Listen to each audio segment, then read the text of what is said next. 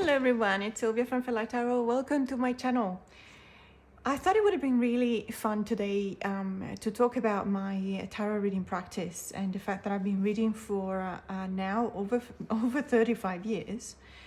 And so today I'm going to tell you my top 5 questions that I've been asked in 35 years of reading tarot, and I'm also going to tell you the 5 most weird questions that I've been asked. So let's stay tuned and let's see what these are. It could be fun. But just a quick reminder first about my giveaway. So I'm going to run this giveaway until the end of June, and then I'm going to announce the winner in a video and also by mail. So just to repeat, this is the card of the Chariot from the Bonestone and Earthflesh Tarot by Avalon Cameron, illustrated by Ana Tourian. What I'm giving as a present, as a gift, as in this giveaway, is this sketch. So this sketch is of the Chariot card, as you can see, of the Bonestone and Earthflesh Tarot, and it's been signed by Ana Tourian. She is by far one of my favorite artists of all time. So I really love her work, and I know that a lot of you love that tarot deck. And this is my token of appreciation for being so supportive in the last 6 months, and for allowing me to grow my channel and to establish such really lovely, deep and meaningful connections within the tarot community. So this is the giveaway. Stay tuned, because during the video I will actually give you the instructions on how to enter the giveaway.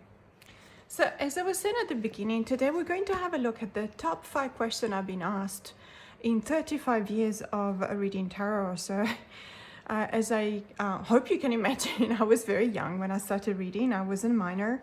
I don't think, as a matter of fact, that now I would have been even allowed to read tarot, because in many cases there's laws that say you have to be 18 and over, for example, in some countries. But in any case, in Italy it wasn't a problem. I never found anyone that came to me and said you're too young to be reading the cards. And as I started quite young, and that obviously for the first couple of years, I think 2-3 years, I only ever used one tarot deck. But then that's when I started collecting, and aside from a couple of period of times in which I stepped away, I felt like I had to step away from collecting, not from tarot as a practice, but from buying tarot decks. That happened a couple of times, a couple of stretches, but I reckon I never actually stopped really buying. There's been years in which perhaps I was buying not many. There's been years in which I bought a lot. So let's talk about these top 5 questions. Now, first and foremost, I just wanted to show you a few tarot decks that I actually combine with those questions, and I want to show you the cards that I look for whenever I'm asked that specific question. Does that make sense? I hope it does. So basically, this is the Sans Soleil Lucid Dreams tarot. They call it also for beginners because it's got keywords, as you can tell. It's got symbols. I personally, sure, yeah, it can be used for beginners if your eyesight is good enough to read this, which is in my case is not. So I had no idea what it says here. I'm guessing it's really good. It's actually a really beautiful deck. I love the quality. This is the 3rd edition. It makes that kind of sound that I really like. It's very similar to the sound the Amber and Aura tarot makes when when you do this with 2 cards. It's that kind of really soft linen finish, kind of matte linen finish that I think is my favorite finish for a tarot deck.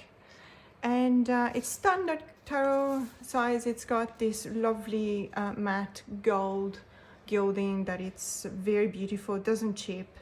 So this tarot deck, I've used it many times, but this is the 2nd edition that I bought. So the 1st edition that I bought was completely matte, not this kind of linen, soft linen kind of finish. I prefer that, but I used it so much that let's say a word out. So I use this deck because I actually really like it. It's really beautiful. I love the colors.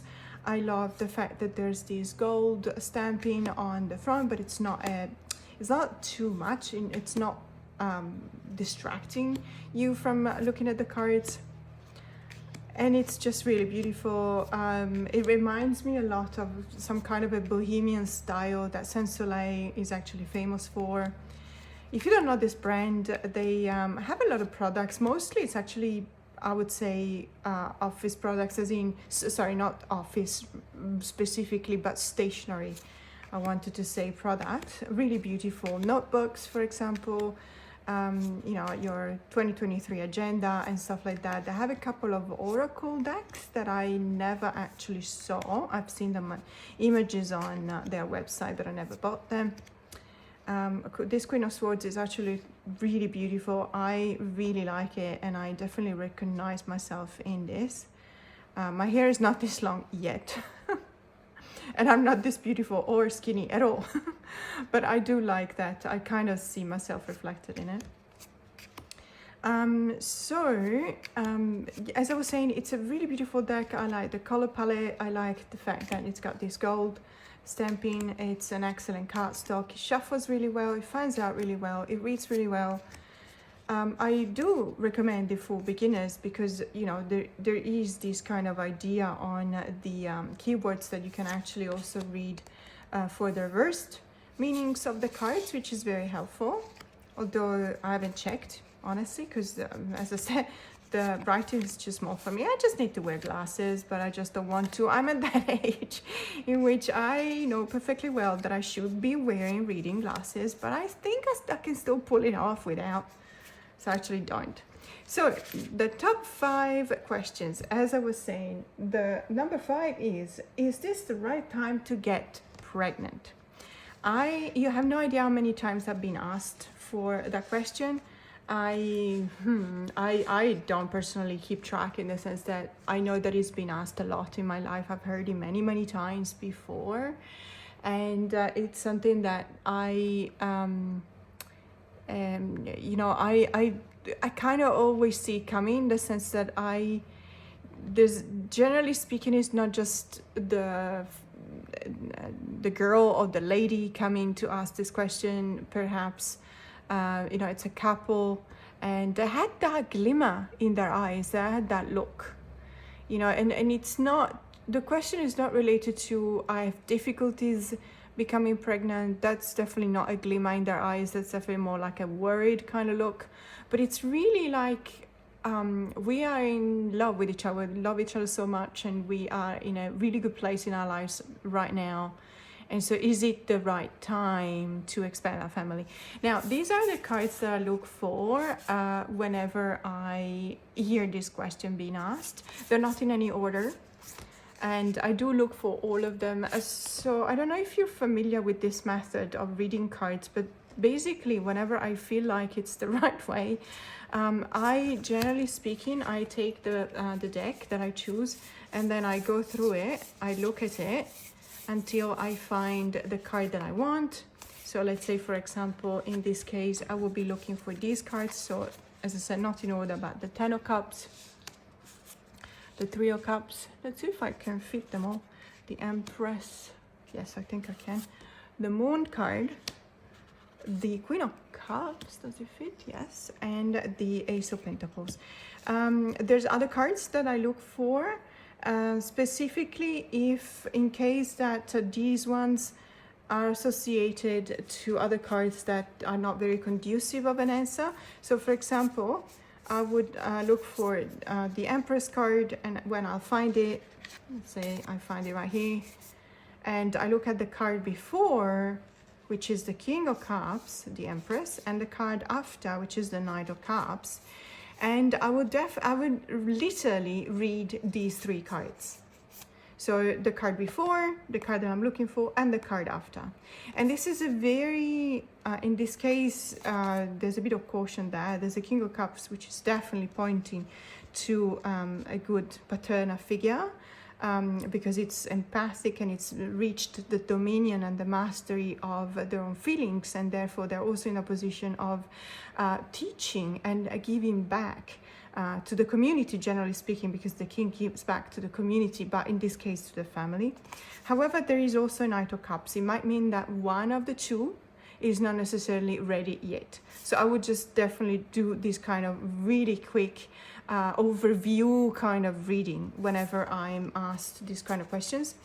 And I don't do the 3-card pull. So looking for these cards and reading the card that precedes and the card that follows in such a way that it will give me a general sense, as I said, an overview of the situation, and it would definitely help me understand what to talk about, what questions to ask, because let's not forget, I was reading the Forest of the Lost Souls, I think it's called. Sorry, it's I will put it in the description box below. It's Rachel Pollack's latest published book, and it's absolutely magnificent. I have just started it. And Rachel explains that tarot cards are not just to answer questions, they're also to ask questions. They're actually conducive to, let's say, find the right questions to ask in whatever situation, to understand then what the answers could be. And it's a beautiful practice. I don't do that often. I should. It's really beautiful. It's something that I forgot to do for a while, but I'm very grateful to Rachel for everything she's done, obviously, but in particular because that book is absolutely fantastic. If you haven't read it yet, I highly recommend it. It's true that I just started, so I'm in the first couple of chapters. However, I already think it's probably one of my favorite books on tarot and life in general. So as I said, look for these cards. We're talking about the Ten of Cups because it symbolizes the family and the unity. As a matter of fact, in this particular tarot deck, we can actually say that it's a couple that has a baby. And I really love the fact that it's the father figure that is actually not handing perhaps, but holding the baby. And the baby is reaching out to the mom, what I think is the mom. Obviously, it doesn't have such a description of the scene, but that's something you can assume by looking at it. The Three of Cups, because of the numerological meaning of the number 3. Number 3 is the number of growth. If 2 represents the union, 3 eventually it manifests the expansion of the family. So why the Three of Cups and not other threes? Definitely you can look at other threes as well. Definitely the Three of Pentacles, because it does show the teamwork, the union, your role into society. So your role, for example, of the parents in the family.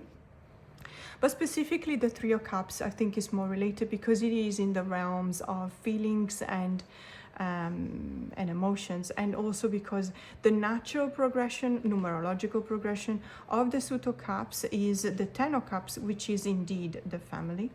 The Empress, because definitely represents fertility, so there's no two ways around that. If you to ask me just one card that represents fertility, it's definitely the Empress. Most of the time the Empress would be pregnant in most of the decks. Sometimes she's not, but that doesn't mean anything.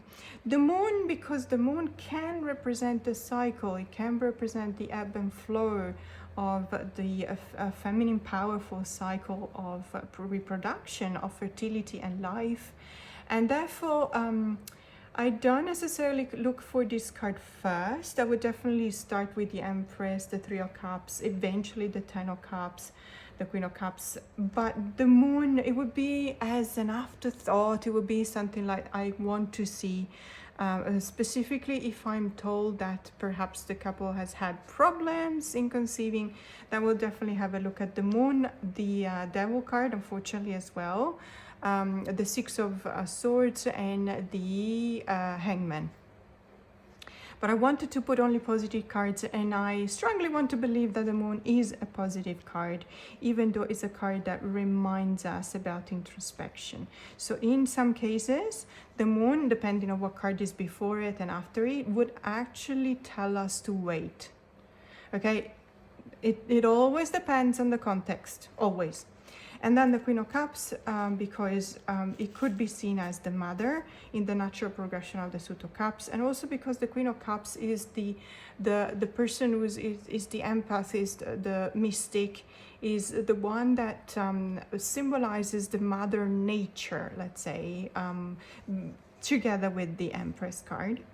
And the Ace of Pentacles, because the Ace of Pentacles is something that I'm actually adding myself as some kind of an advice. So if a couple is looking into having a child or children, they necessarily need to see that as a project. I don't want to be too down to earth, but what I mean is that there's a lot of thinking that needs to be done in having a family, growing a family, and you need to have all the elements in front of you. I don't mean it to be something cold, because it's absolutely not something cold, quite the opposite. However, you do need to keep an eye out for the fact that it needs to be a project. It needs to be well thought of. That's my personal advice. Having said that, it's, I've seen couples that did not plan to have children at all. They happen to have them. They're fantastic parents. So it wasn't an Ace of Pentacles at all situation. It was a bit of a mishap that could have happened, but it worked out for the best. So absolutely go for it. So this is the number 5, let's say, top question that I've been asked. Is this the right time to get pregnant? The second most asked questions that I get asked, actually it will be number 4, because I started from number 5. So number 4 question that I've been asked most often in 35 years of reading tarot is he, she, they the right person for me? Now, I'm going to show you again, like is this the right time to get pregnant? I lost count of how many times I've been asked. If, someone coming in and saying, I fancy this person, I really like them, I think they're into me, we're talking, we're perhaps even going out, but I'm not too sure, I don't know, what do the cards say? It could be at any stage of the relationship, there could be no relationship at all. I had a number of people, and I kid you not, coming in, and I'm probably guilty of that myself, okay? So I don't want to be judgmental. But when you really like someone, and you barely know them, but you have this feeling for them, and you haven't had the courage to talk to them yet, or perhaps they haven't had the courage to talk to you, so you don't really know if you're compatible and everything, and it's not even a relationship yet, you're not together yet, but you want to know if you want to invest time in pursuing this person, or you just want to dream. Because I've been there, absolutely. I have been wanting to dream about someone who I wasn't even talking to. So it is absolutely normal. It's part of being human, and I am not one that judges, ever. So in this case, as you can imagine, it's a rather complex question, and there's a few cards that I actually look for. Let's have a look. So it's the Ace of Cups. It's rather obvious because it does represent the let's say the start of a relationship. The Temperance card, to see before and after, to see if the communication going on between these two persons actually is conducive of something more, because the Temperance is definitely pointing to an exchange of communication, and depending on which cards are in before and after, it can actually tell you whether it's going in the right direction or not. The Sun, because it represents happiness, and of course I want to see if this is a relationship, if it eventuates and manifests itself into a relationship, if it's going to bring happiness to the person or not. The Lovers, because it's probably one of the most obvious ones to look for. However, I have to say that most of the time, let's put it this way, this is the only time in which I would actually refer to the Lovers card as a card that refers to a relationship. So very specifically in the context of a relationship. When I see the Lovers card coming up in a reading, I tend to read it as a choice and duality, let's say. But I think I've said this many times. The Two of Cups, because to me, the Two of Cups is actually the Lovers card in a normal reading. If that makes sense. So it's the card of, a couple. The Nine of Cups, why? Because The Nine of Cups to me, when it's, let's say, taken out of context or put into a context in which I've been asked something specific, it's referring to a wish come true. So if I see someone coming into me to see me, asking me, is this the right person? First of all, I ask a couple of questions depending on what the cards around these cards are. And if this is a question that will bring joy, so if this is a sought after relationship, and 99% of the time it is, so the person asking me actually wants to be in a relationship and he wants to be in a good relationship with this other person, then the Nine of Cups, depending on the cards before and after, will tell me if this is going to happen, if the wish will come true. The Four of Wands, because it refers to marriage. The Knight of Cups, let's put it here because I want to talk about it later, but I also look for the Knight of Cups. The Three of Wands, because in many cases it represents that kind of preparation towards the marriage. So the Four of Wands is the union, but when you're not sure whether this person is the right person for you or not, you need to understand whether it's the person you can expand yourself with. So the Three of Wands will actually give you that idea. Are you ready to go into a journey with this person? Yes or no, before you actually marry. The World, because of the same reason as I look for the Sun, because it's definitely pointing to a step into happiness, but also a conclusion. So if this is, let's say, a long courtship, or it's something that has been going on for a while and there hasn't been a lot of developments, or it has been developing in a steady way but very like some kind of a commitment, the World will tell you that there will be a good let's say ending, a good completion of this commitment. And then the Ten of Cups, because we've seen before, is the card of the family. Now let's talk about, let me put it here, let's talk about the Knight of Cups. Now in many cases I look at the card before and after the Knight of Cups, because the Knight of Cups represents the person that doesn't want to be in a relationship, as in a committed relationship. On the contrary, the Knight of Cups will represent the person that absolutely wants to have, for example, intercourse. It could be a very fun relationship that doesn't have any commitment, so, and no strings attached, etc. So if the person asking, is such and such the right person for me, they ask it in a way in which they mean it could be still a caring relationship but without commitment. So a very sexual, very intimate, very physical. It could also be emotional though, kind of.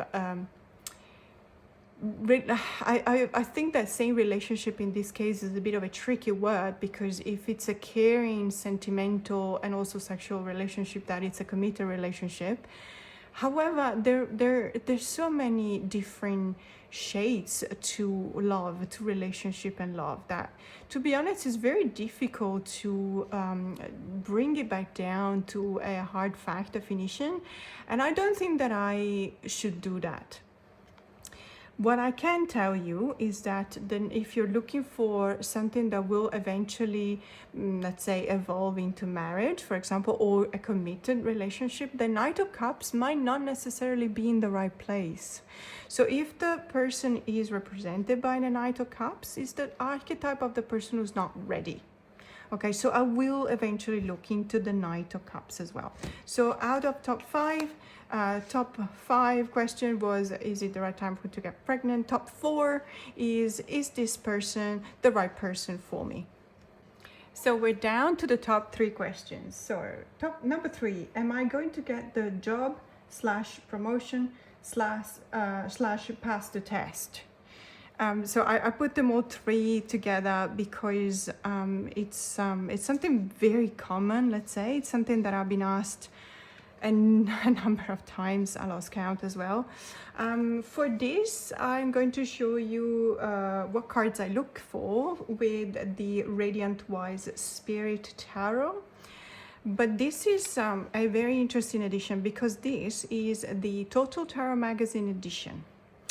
And the reason why I'm actually specifying that is because there are a couple of differences between this edition and the, let's say, the commercial edition of the Radiant Wine Spirit published by Lo Scarabeo.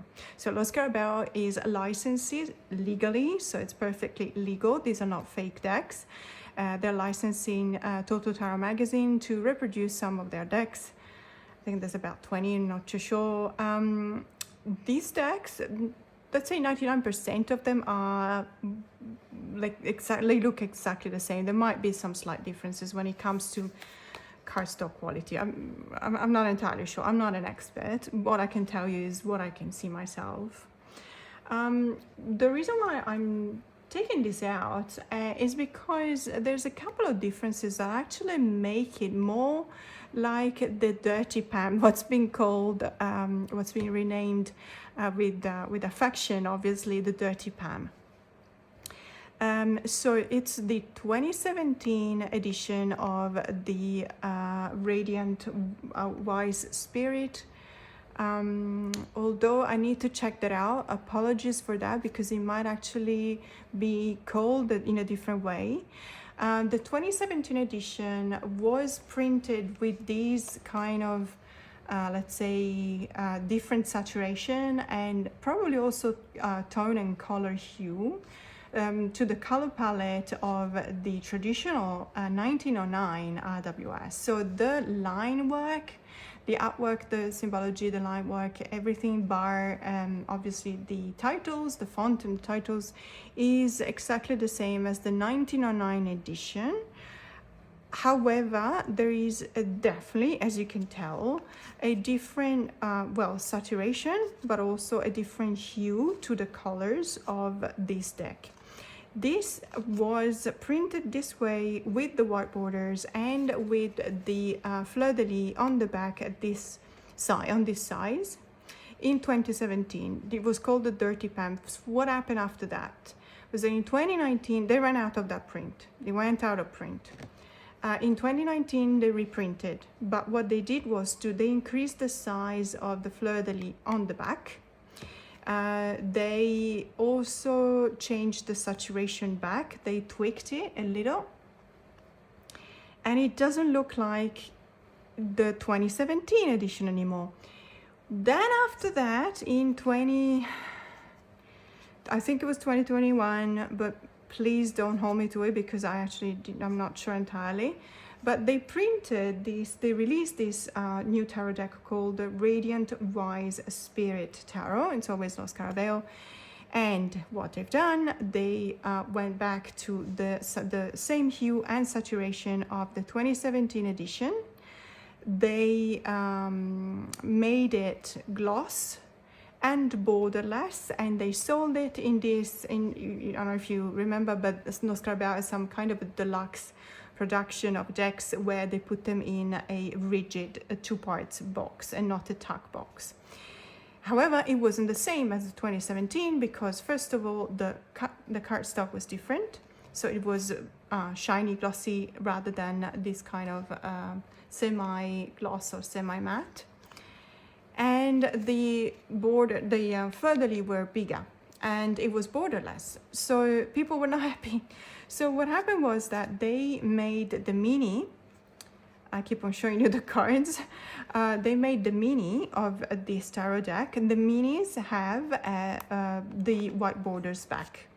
And I'm not sure about the size of the fleur-de-lis. If anyone has the mini of the Radiant Wise, please let me know in the comments below if the fleur-de-lis have a big size or a smaller size.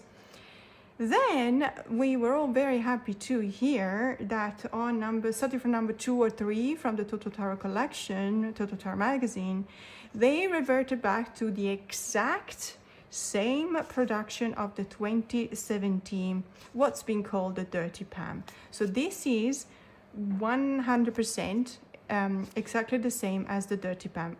The reason why I'm saying this is not by direct knowledge. I'm just referring what I've seen in many videos on YouTube and of people actually comparing, because they had the Dirty Pam and they compared it to this one. And they say it looks and feels exactly the same. There are no differences between the two copies, and one of them is also Simon at the Hermit's Cave, and if you watch his channel you will know that he's an absolute he absolutely loves his RWS. He's an expert on the field, on the RWS decks. I would believe him 100%. Whatever he says, I trust him 100% when it comes to RWS decks, because he knows about it. So that's what he was saying in his video. And as I said, I don't have the Dirty Pam. However, this is, you know, what I believe. And I really love this deck, by the way. It's a joy to shuffle. It's a joy to read with. It's fantastic. I love it. There's a few cards I wanted to show you for these questions. So am I going to get the job or promotion, or am I going to pass the test? So it's related to career, job opportunities, and studies as well, obviously.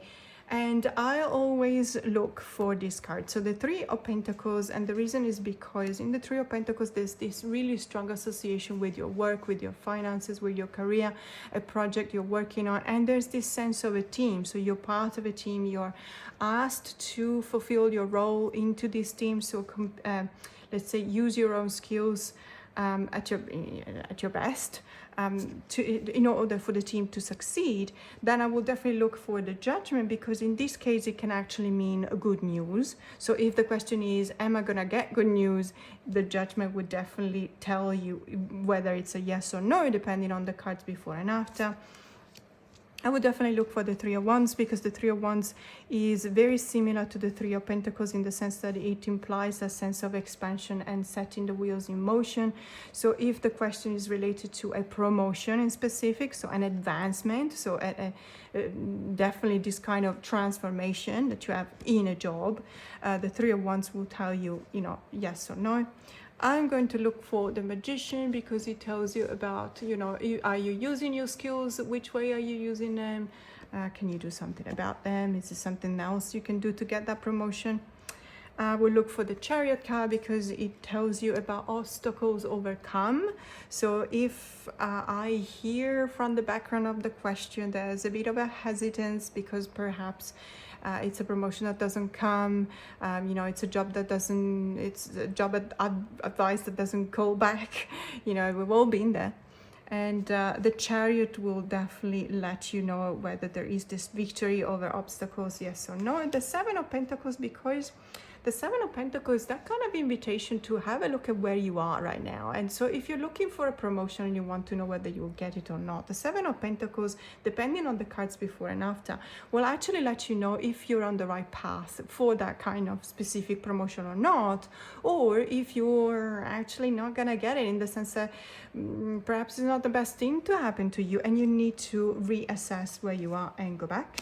The Six of Wands for sure, because it represents victory. So, and also because it's very, in Italy, I don't know whether they do it somewhere else as well. I think they might.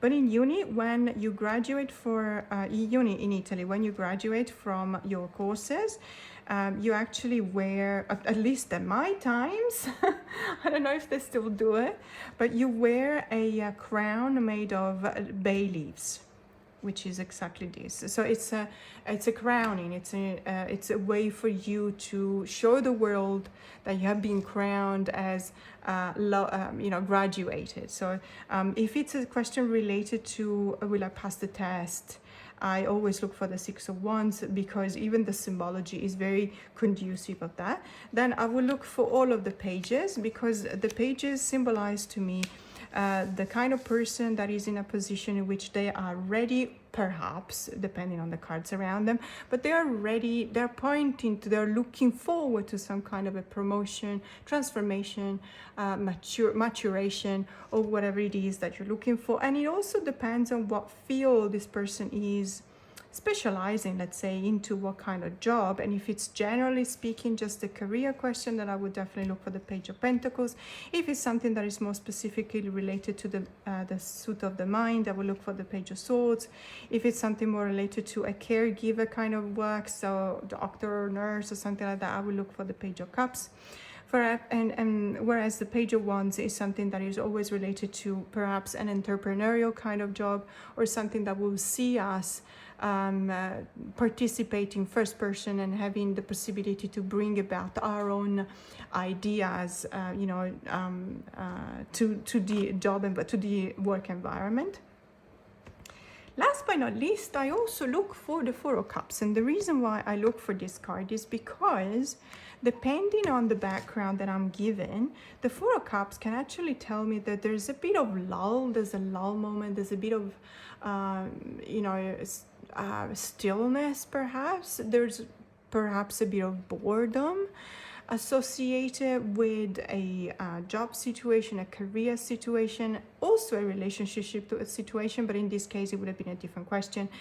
But necessarily in whenever we look into ourselves and we see that something is not right and we're kind of restless, okay? So we have something on offer here, there's something else being offered, we don't want to take the cup. We're just looking at it, and this person is just holding the cup and they're probably getting sore by holding it all this time, and our arms are literally crossed over our chest because we don't even want to reach out and take it. And this, in a work environment especially, not so much in a study environment, but in a work environment, that actually can give me the idea whether this person needs a change of air or not. So my top three, this is the top three question: am I going to get the job or promotion or pass the test? We're down to 2 questions. So the next one is she they cheating on me? And again, this is a very sad kind of circumstances to be asked these questions, because obviously the person asking this question will be distraught, they will be distressed, they will be sad, they will feel betrayed. Otherwise, you don't feel like asking a question like that. I noticed that it's never at the start of a relationship. Sometimes it might be, but it's almost never at the start of the relationship. It's when the relationship has, let's say, has lost its sparkle. Let's put it this way. Is it sparkle or spark? Anyway, whenever a relationship is not as joyous anymore, it's not as exciting anymore, one of the two would eventually ask themselves, is the other person cheating on me? Is that why they're not as enthusiastic about seeing me or being with me? And I'm going to show you the Maraloon Tarot, because it's one of my favorite tarot when it comes to a hug deck. The Maraloon together with the Ember and Aura Tarot are absolutely fantastic. And the reason is that it's one of those decks that combine with the color palette and very soft in this case, and the artwork and the specific elements and symbols chosen to represent the cards. They are a hug deck, so they will not, see this Five of Pentacles, it's not going to hide the truth from you. It will tell you the truth, but it will tell you the truth not with a slap, but with a gentle hug. So not hiding, not let's say tricking you into believing that everything is fine. No, it's not one of those decks. It still tells you the truth, but it will try not to hurt you. It depends on the truth, of course. So the reason why I chose this deck for this question is because if someone comes to me with that heaviness in their heart, thinking that the person they love is actually cheating or is betraying. So cheating is not just something that is referred to a physical cheating. For me, cheating is also cheating of the mind. It's betraying the trust the other person has placed on you. And in this case, it can actually be even worse. And depending on the circumstances, and it really is subjective in the sense that, it can hurt at different level. But if someone betrays your trust, they don't necessarily have to have a relationship with someone else to hurt you. This is what I mean. So if someone comes to me with that kind of heaviness in their heart, I always pick up the Maraloon, because it's a deck that will definitely, it will help me, let's say, look into the message of the cards. It will help me establish a kind of a kind conversation with this person, and create also a safe space to talk about this, because it might not be easy to share some kind of information in this case. So before I show you the cards that I actually look for whenever asked that question, is he, she, them cheating on me, I just wanted to give you the instructions to enter the giveaway. So please send me an email with title giveaway or any other title referring to the giveaway to info@fairlightwellness.com. So again, info@fairlightwellness.com, because I'm phasing out my previous email and I'm going to start using this email more and more. And from the 1st of July, it will be the only email that will be functioning. And that will be linked directly to my website, which will be on the 1st of July, fairlightwellness.com. So the cards that I look for whenever someone wants to know if their partner is cheating on them are these. And as you can tell, there's a chunk.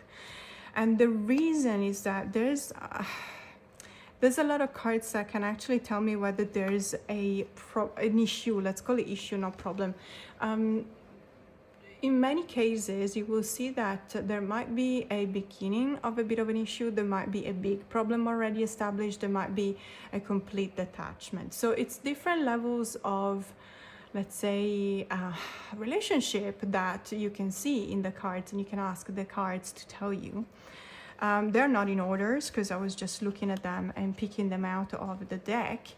But the first one is definitely one I will look for. And it's one of the probably not many occasions in which I would definitely look at the Tower card as something almost entirely negative. Now, let me explain what I mean by almost entirely. Generally speaking, to me, cards like the Tower or Death especially, but also the Tower, they just mean that there's a transformation going on. Yes, there is a distraction, there is a disruption, not just destruction. But let's not forget that traditionally, and also in many other decks, the foundation of the Tower actually stay up. So there may be a destruction of the upper part of the Tower with all the bricks falling down and the people falling down and the lightning striking and everything, but the foundation are actually strong. That to me, simply, it's never simple, but that to me means that you have to start rebuilding. So it's not entirely, I don't see it as a super negative card, okay? It's a card that can make you go, oh, that can make you really, oh no, I wish I didn't see that, fair enough. But it's also a card that, it also tells you, look, what you were doing, the situation you were in, or the relationship you were in was just not working, okay? It wasn't the right one for you, and it's actually better to get out of it before it's too late. So I will definitely look for the Tower card. I would definitely look for the Nine of Swords, because the Nine of Swords represents the waking up at 3 a.m. with your heart in your throat and just really frantic and anxious about whatever it is that is going on. This is a card that to me, depending on the cards before and after, but when I pull it and when I look at it in the very specific question, context of the questions, is because I think that the person is worrying probably a bit too much. So what I mean with this is that, generally speaking, the Nine of Swords refers to someone who's worried about someone else, not necessarily for themselves. Is let's say mostly for someone else. And the reason why I believe that it shows a bit of an over warrior, so someone who worries too much, like myself, for example, is because they don't have this conversation with the other person. So if you believe that something is going on, if you believe that something is wrong with the other person, my advice, depending on the context and the background, but most of the time, will be talk to them. Talk to this person, have a conversation, because perhaps there's nothing going on and you're worried for nothing. Perhaps there's something going on, but you're still on time to work on it. And perhaps there's just nothing to be done, but it's better to know it sooner rather than later. That's my opinion. But I honestly believe that our bodies need to always keep a certain level of energies. And the Nine of Swords, living in a Nine of Swords situation simply because you don't want to know the truth about a situation or relationship, will actually only have the only result of depleting your energy. And so you won't be yourself anymore. Do you really want to keep on waking up at 3 a.m.? Just at a certain point, you just have to confront the other person if you really think that there's something going on, okay? So I will pull the Nine of Swords. I will definitely pull the Nine of Cups for the reason I was talking about before. So the Knight of Cups is, in some cases, if the other part of the couple, of the relationship, let's say, more than the couple, wants to be in a committed kind of relationship, the Knight of Cups might not be ready.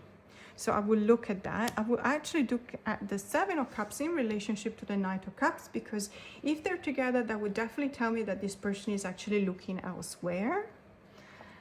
I will look at the Hanged One, because in this case it will let me know if there is a different perspective to be had about the specific question. So if the person is asking me, is such and such cheating on me, and the Hanged One has some significant cards that can be read in an intuitive way, it might mean that that's not the right question to ask.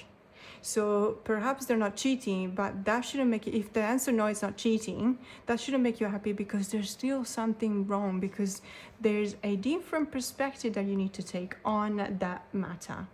I will look for the Devil card, because that's definitely related to the shame of the cheating, let's say, of the ceding to temptation, you know, giving in to temptation.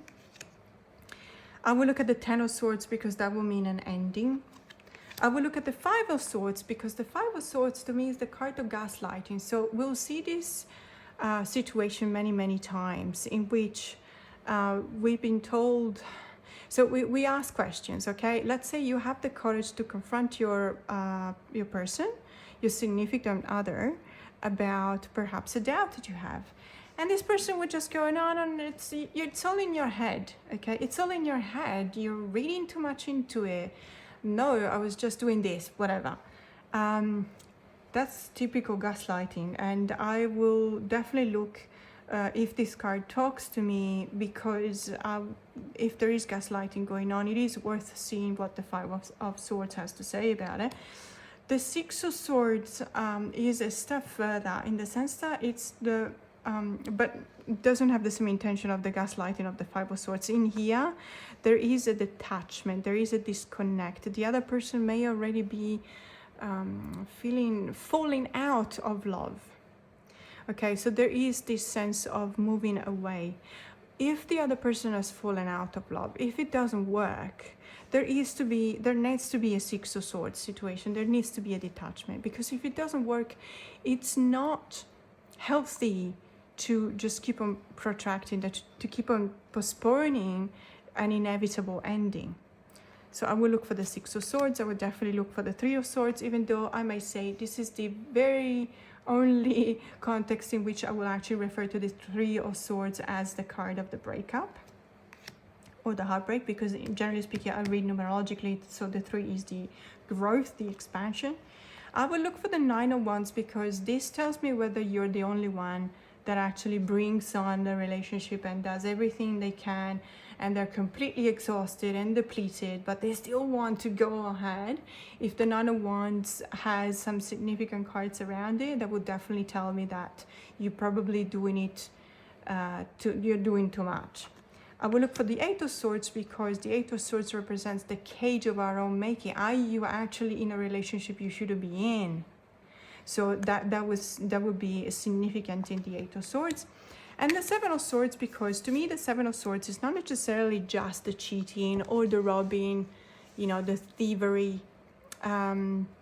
Morally speaking, the Seven of Swords is when it refers to the querent, so the person asking the questions, because it's not always referring to the querent, it could be someone else. It's referring to someone who find themselves in a situation in which they cannot do the right thing. They simply cannot do it. It's impossible, whether it's because there's something going on that they don't have access to do the right thing, they don't have the right tools, they don't have the preparation, they're not ready, something's going on, that it will be harmful to do the right thing sometimes is actually the case. And so they have to make do with something else. They have to sneak something else. They have to forge some documents. They have to say yes when it's a no. They have to tell a lie. Okay, so this card is actually very interesting in the specific question, is the other person cheating? Because it will tell me that there could be something going on, but for different reasons of what we think.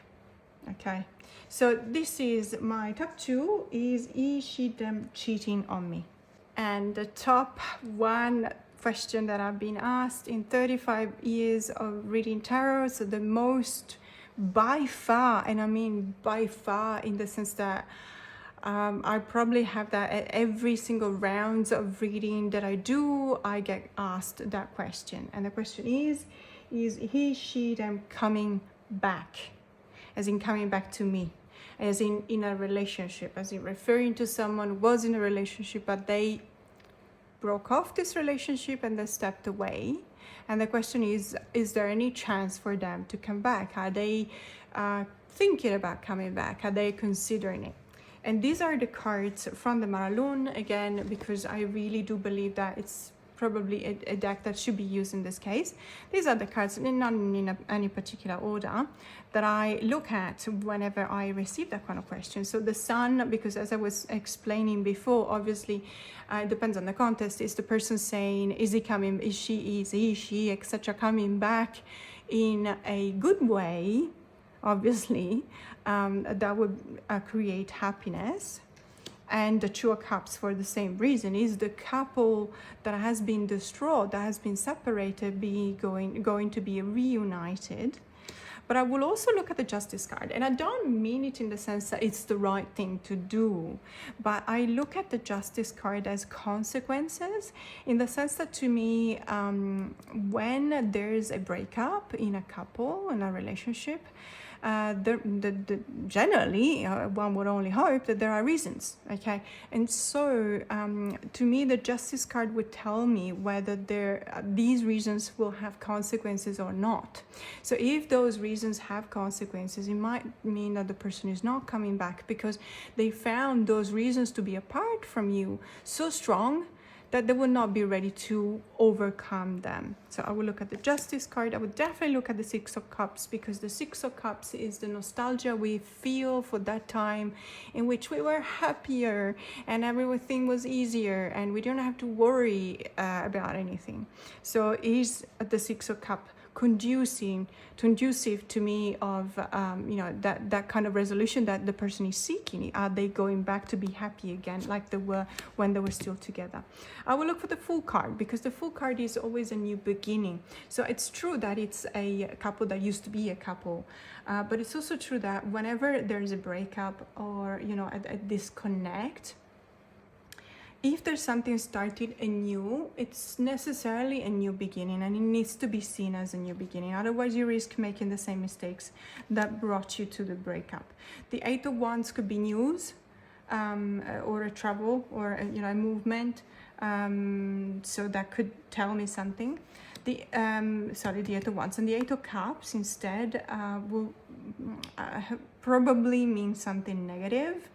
So I will look whether there's the archetype of the person before and after related to that. So if the other person used to be, let's say, a Knight of Swords, and there's a Knight of Swords close to the Eight of Cups, to me it means that this person is actually sticking to their guns and on the stepping away from the relationship. So the answer to the question would definitely be a no. So there's this kind of... The Hermit is an interesting one, because to me it will mean that the person stepping away in that case has done that because they need to understand something about themselves. So there's many reasons why someone will break up. And in some cases it's because things don't work out, but in some cases it's because someone is just not ready. They just don't have they don't know whether they are the right person in that relationship, or you are the right person. That's one of the questions I've been asked all the time. Are they the right person for me? So the Hermit will tell me whether they're doing some kind of a soul searching, perhaps. The Lover's card to related to the relationship, and in this case the Ten of Cups, because it refers back to the family. The Seven of Wands is an interesting one as well, because this is also you know, that kind of sticking to your guns, that kind of being all against the others. So you're the only one that thinks in some way. So you might be the one that thinks that the relationship was a good one, but you will have everyone else against you. And I've seen it so many times in which someone comes to me and they say, we broke up and all of my friends are happy about it because they were not the right person for me, but I actually think they were, and I really want them back. So I will look into, if this is the context, I will look into the Seven of Wands. I will look into the Chariot, because the expression, are they coming back? It's almost like it's presuming a movement, and in this case an overcoming of obstacles, and therefore the Chariot will be the card that tells me whether that will be a successful overcoming of obstacles or not. The Star, because it's the card of healing and hope. And so obviously when you're asking, or most of the time when you're asking, is this person coming back to me? It's because you want them to. You hope for them to come back, and you want to heal because you've been broken, you've been hurt, and you want to know if you're going to heal that hurt. I will look for the Moon, because the Moon will tell me if there's something going on you're not really aware of. Which might be the case whenever someone steps away, especially if the person will tell me, I don't really know why they left. So I will look for the Moon card. And I will look for the Six of Pentacles. Why? Because the Six of Pentacles is the card that in many cases, it really upsets me that in many decks, there is this person that has almost a smug look on their faces and donating charity and just throwing the couple of coins into a beggar's hat. You know, to me, the Six of Pentacles, because of the numerological meaning of the six, which is, it's actually binary. If believe it or not, it's actually both ways. Yes, you will be giving, but you will be receiving. So if you're the giver, don't forget to enjoy the fact that you will receiving something. And if you're receiving something, don't forget to give back. I always say that whenever I'm doing a complex reading, like a 9 cards reading, and the Six of Pentacles comes in future positions, for example, in you know, what I need to be aware of, or the advice position, I always say, don't forget to give back. You might be receiving some help right now, you might be on the receiving end. Don't forget that you need to pay forward, or you need to pay back, depending on where you are.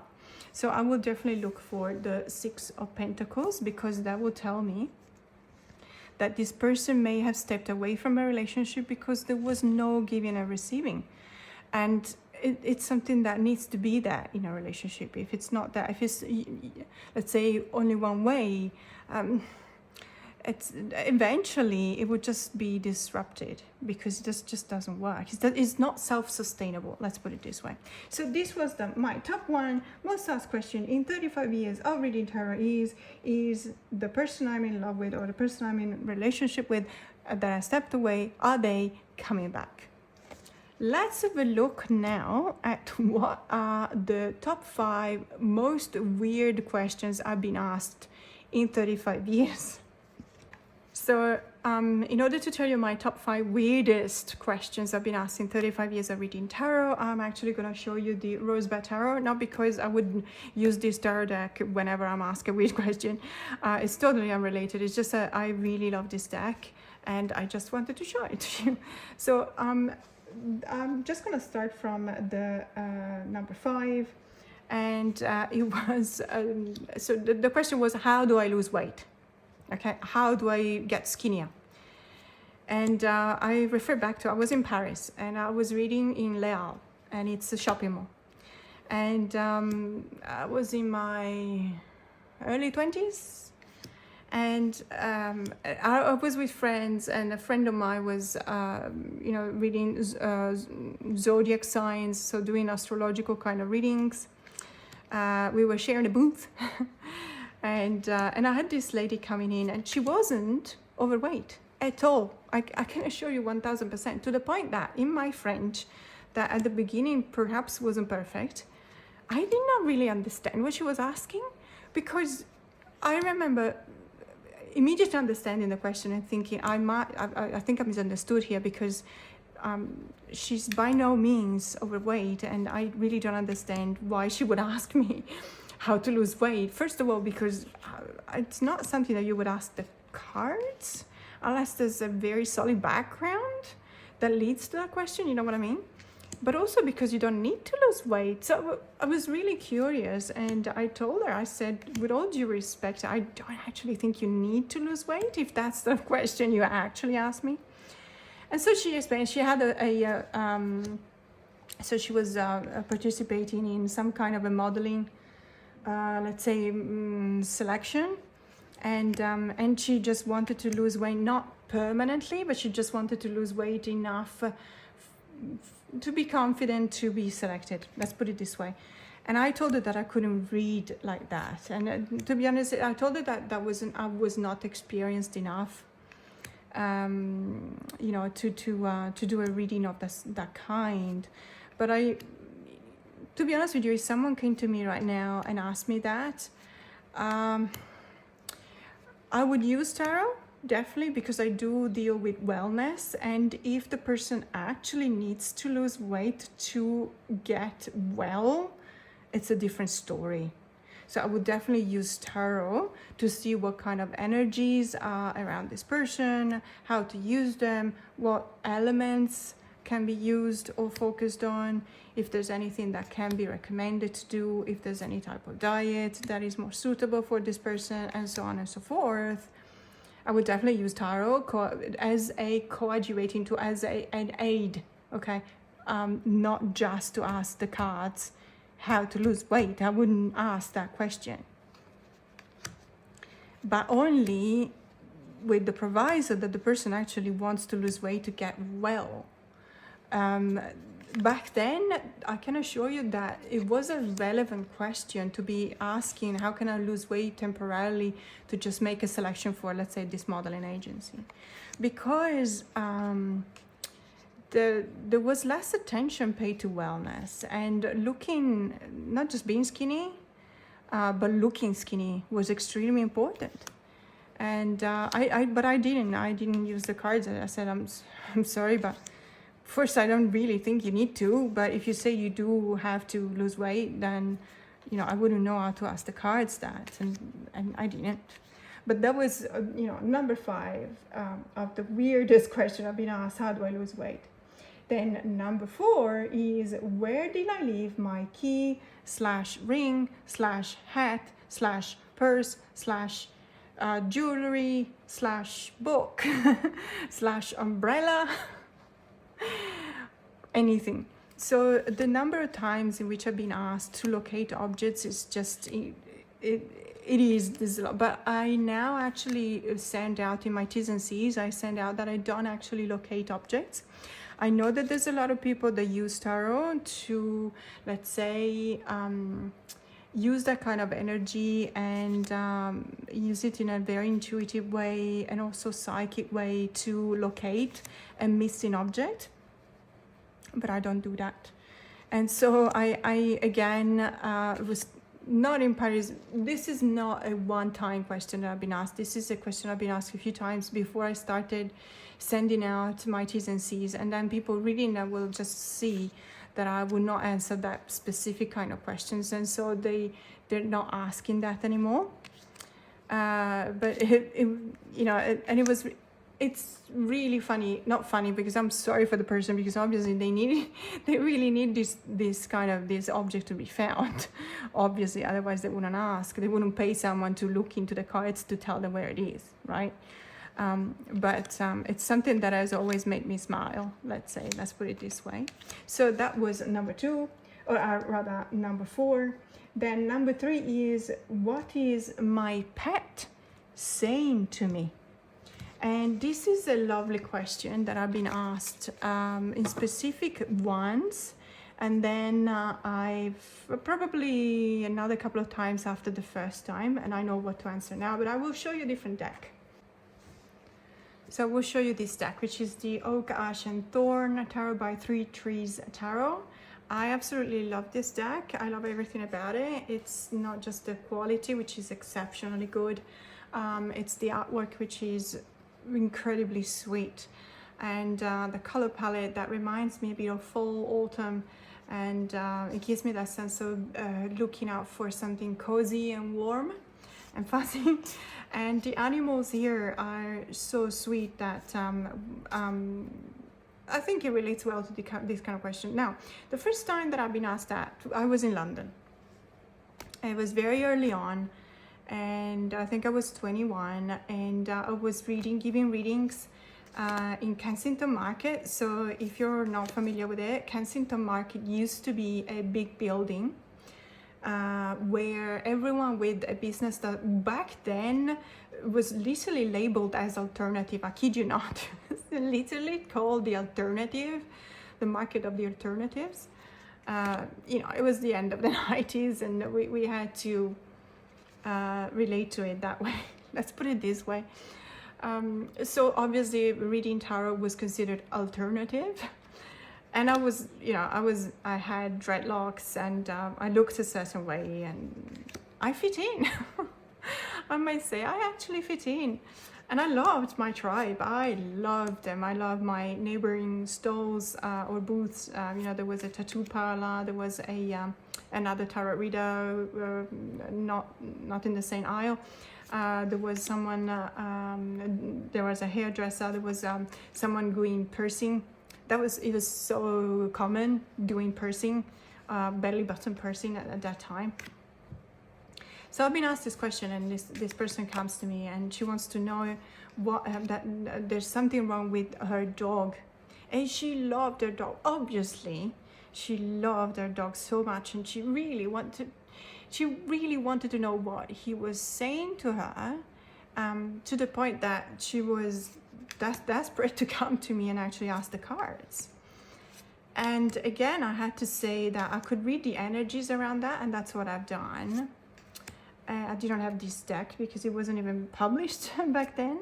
I don't remember which deck I used. I didn't have many decks when I was 21. But in any case, so it was, I did an energy kind of reading for her. I was looking into perhaps there's something related to the health of dog, which is very difficult because it's very difficult to read energies when the person or the animal is not there. So reading for third parties, as a matter of fact, I actually stopped doing health readings for someone who's not present, because I think that is actually almost disrespectful. I mean, I understand the anxiety. In the last 5 weeks, if you follow my channel, you will see the anxiety that I have been through for health related issues concerning my husband, and I still am waking up at the famous 9 of Swords, are waking up at 3 a.m. My husband is actually sleeping. Can you believe that? He's the one going through this, but he's sleeping, and I'm the one who's not sleeping. But anyway, I understand that you want to know. I understand. I completely get it, and I feel for this person. But I think that you're tapping into a very personal kind of energy when you ask health-related questions. And I need the consent of the person, on which I'm reading the cards, in order to be able to do that. So in that case, that day, I read a bit of the energies around the dog. Dog wasn't there. I would have loved to see the dog. And I don't remember what I said. But it was, I remember thinking that it was a very weird kind of questions. However, lately, let's say in the last 2-3 years, I've actually learned that there are persons in this world that can actually communicate to pets, and they call themselves pet communicator. And one of them is a very good friend of mine, and she's in Sydney. And she does that, as a kind of a secondary job, and she's really, really good at it, and she's very well respected. And so there's something that it's always been super fascinating for me, because I would love to speak to my pets. I would love, especially because I would love to tell them how much I actually care about them, because you never know if that what you say, what you do is enough. And I want them to know, I want to sit them down and tell them, I love you so much that it's almost killing me, okay? Exactly. I just want to, have the one conversation, one sentence, and saying that and making sure that they know. Because it's the one thing that you always ask yourself whenever someone passes away, whenever a pet, but also a person passes away, you will still be left with that doubt. Have I said enough? I love you. And that's something that, it really stays with you. So that's the one question that I would definitely ask a pet communicator to try and translate to my pets, a message that I would try and give them from me. And now we're down to the last two questions. So the weirdest questions I've ever been asked. Number 2 is this person still alive? Is such and such still alive? I remember I was in Italy when I was asked that. And at nighttime we had myself and a group of friends, we were managing an open air movie theater, let's call it. And it was fantastic, and I was saving up to go study overseas, and then I thought, okay, I might just offer this service of reading tarot cards, at the end of each movie every night, and see, if I can save some money. And so I had a lot of people coming because I was giving just 3 cards pull, and I was, just churning them through and giving readings to a different person every 10 minutes. So when this, and I will never forget this, when this guy, he just sat down in front of me and he just said, I have a question to ask you. And I was, yeah, you can ask me. He said, so I'm trying to find this person, but I want to know if she's still alive. And I thought to myself that it was kind of strange. So I had to ask a couple of background questions, obviously. And I cannot really reveal the background because it was a very sad story. It was someone that he thought she had passed away, but then he said that he kept on seeing her. And so he wanted to know if it was just hallucinating, as you sometimes do when you lose someone you love. It actually happens that you kind of see them everywhere. And it's someone that maybe just looks like them, obviously, but because you're thinking about them so much that you actually mistake them for them. And so he wanted to know if she was actually still alive or not. And I remember thinking that it was incredibly sad. The context, and for him to actually think that someone who was in love would have, supposedly even thought that she wasn't dead, she was still alive, but she was hiding from him. That would have been devastating. So in any case, I wanted to show you this deck. This is the Blue Earth Tarot by Alison Davies. It's a gloriously beautiful deck. Blue Earth, as you can imagine, the color predominantly is blue and different shades of blue and a bit of white.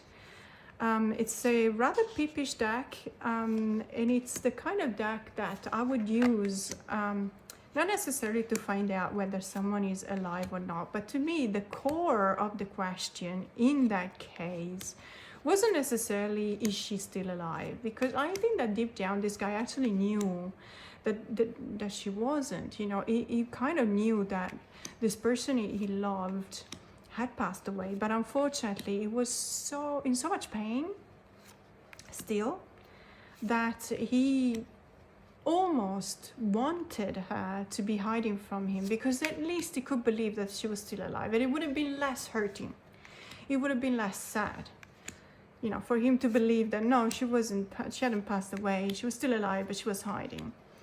And so I thought to myself, that was an incredibly sad kind of situation, and we talked about it a little bit. And what I did, I was actually reading into his own sadness, and I was reading everything around, I was trying to gather I was asking myself, what should he be mindful of? What are the energies that surround him? What can you do if there's an obstacle, an issue, or something you should be mindful of? What can you do to actually overcome that obstacle? Is there something positive? I was literally asking the cards, show me if there is something positive. Show me how to nurture this positive. And I think that if I had this deck, which I didn't because it was a long time ago as well, I would have definitely used this one, and I would have had the possibility to,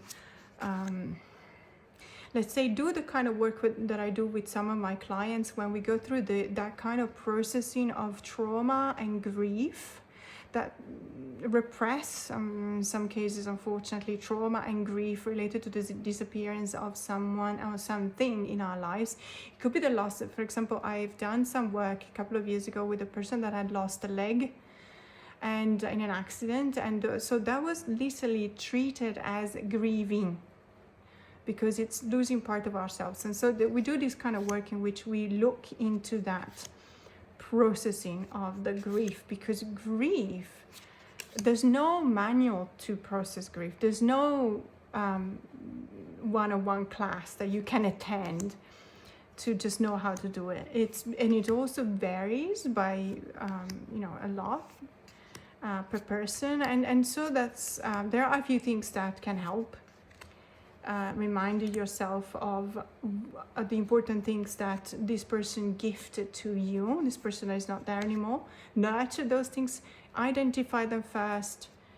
It's the things that would not have been into your life if you hadn't met that person. But because you were gifted, the fact that meeting and having this kind of short time on this earth with that person, you actually changed your personality accordingly, and so you gained a few aspects of yourself.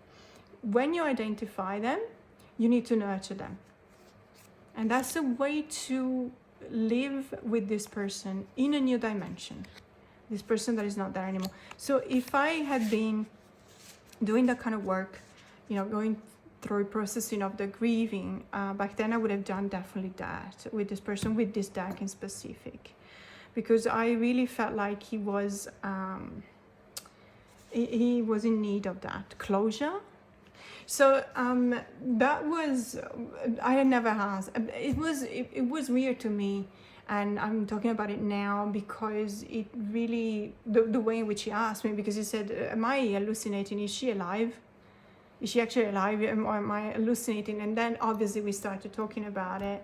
So it became a more serious conversation. But at the beginning, to me, it was really kind of, what? You're asking me if someone is still alive? How am I supposed to look into that? It was something that I wasn't, it caught me a bit surprised. So that was number 2. And ladies and gentlemen, just brace yourself, because this is a really funny one. So the number 1 weirdest questions that I've been asked in 35 years of reading tarot is, how do I kill my husband and get away with it? So this is something that I want to show you with the Light Seers Tarot by Chris and Donnelly. I haven't used this tarot in a long time. There was a time in which I used to use it every day for myself.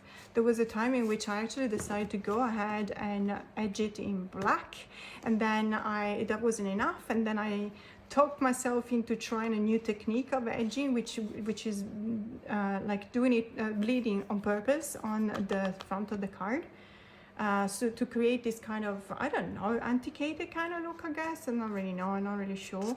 But it was really weird because some cards actually came out quite well, and others it looked like it was a mistake. You know what I mean? So it wasn't always let's say, a perfect result. By far was not perfect. Like this one looks like a mistake, like a dot. But in this one it actually looks like I've done that on purpose. And so this deck is very colorful. It's a deck that I really appreciate. It's a very versatile kind of deck. It's a really good reader. I like it. It's just one of those decks that you use it many times in your life, in your reading lives, And then, you know, all of a sudden there's another deck that takes this spot and you don't think about this deck anymore. But today I actually want to show it to you because it reminds me of the fact that I actually enjoyed using it. So let's go back to the question. So this lady, and that was in France. So I was in Paris, I was reading in Les Halles. By the way, it looks like it's going to rain soon. So if you hear some heavy rain, sorry, the weather is a bit unpredictable. So I was sitting there and it was a bit of a boring moment because I hadn't had any clients in probably something like, I don't know, a couple of hours. And this lady, she comes, she just let herself fall onto the chair, not even sit down, but she just, she fell onto the chair, and she had a lot of jewelry and probably like me, and she was wearing a lot of bangles, not the hard ones, the ones with a chain, and a lot of them, and she just literally did like that on the table, banging all of her jewelry on the table, and she put her elbow on the table as well, and she was literally kind of, not, I don't mean to say invading my space because I'm not that precious, but what I mean is that she was literally leaning forward to me. And she literally, I have a question to ask you. And I'm like, yeah, she tell me. So how do I kill my husband and get away with it? I didn't know whether I should have laughed because she actually looked very serious. And I was very young, and and you don't want to show that you're hesitant. You want to show that you're self-confident, because you want to have repeat customers, because there's no two ways around that. It's obviously, it's something that I do hard, because I felt like it was a calling for me to do readings, but it's also something that was actually paying my rent. So you need to be careful about two kind of aspects, the economic and financial aspect of it as well. So you don't want to say, to look like, I don't know what you're talking about. I really don't know how I should take this question. Because, killing someone is rather strong. I've had a lot of people upset with someone. I've been upset with someone and reading the cards that shows up. But I never had, and that was the first and last time, in which I was actually asked on a recommendation on how to kill someone and get away with it. Because that was the whimsical part for me. Not just how do I kill my husband, but how do I get away with it? So after a couple of seconds in which I was kind of caught off guard, I think that she came from a place of hurt because her husband has been unfaithful to her, and it was a bit of a bastard, if I may say. Obviously, I only heard her version of the events, so I cannot vouch for that. But if anything she told me is true, and I have no reason to doubt that, he wasn't a nice person. Let's put it this way. He wasn't a nice person. And so she came from a place of hurt. But she had this wonderful personality. She was so full of life. And the reason why I specified the fact that she went like that was that she was imposing her presence. Whenever she was going, she was imposing her presence. She was big, she was larger than life. I don't know if she's still alive. I hope she is, but we're talking about almost, let's say 25 years ago, so I don't know. She was probably in her late 60s. Well, she might still be alive. And so I liked her. I immediately connected. Something clicked immediately. And so we started talking, and I was reading the cards while talking. It was more like a conversation rather than a reading. And she was answering, and I loved her. And she was going, oh yeah, that'll be it. And whenever I was saying something, and I was saying, does that make sense to you? Oh yeah, that makes sense. And so there was a kind of, it became kind of a really jolly kind of conversation, even though it was starting from a place of pain, a place of hurt. And obviously she wasn't there to ask the cards how she could get away with murder. At least I did not tell her. The cards did not convey that kind of message to her. There was no, you know, there used to be this TV show, fantastic, How to Get Away with Murder, and that was from a law point of view. So how can you kill someone and not go to jail for it? And but the cards did not, in that case, they didn't feel inspired to actually give any kind of suggestion on how to get away with her husband and murder. So we didn't specifically focus on that, but I remember that I made her laugh a couple of times. She made me laugh. She was the kind of person that even when going through tough times, they can always find a way to smile. And I remember really, really appreciating that, and it was really wonderful. And so, yeah, that was really lovely. And I remember thinking to myself, of course, she's going through something painful, but I remember thinking she'll be okay, because she has such a wonderful presence, such a wonderful strength to her personality, that I thought she's gonna get through it. So these were my top 5, the weirdest questions I've been asked, and the top 5 questions I've been asked in the last 35 years of reading tarot. Thank you so much for staying with me till the end of this video. It really means a lot to me if you let me know that you like this video by clicking on the thumbs up button and subscribing to my channel. I'm so wonderfully surprised by how much of a strong relationships that I'm building through this channel with the tarot community. It's just absolutely wonderful and fantastic, and I'm so very, very grateful for it. So if you watch my videos, thank you for watching them. It really means a lot to me. So thank you so much. Have a great day.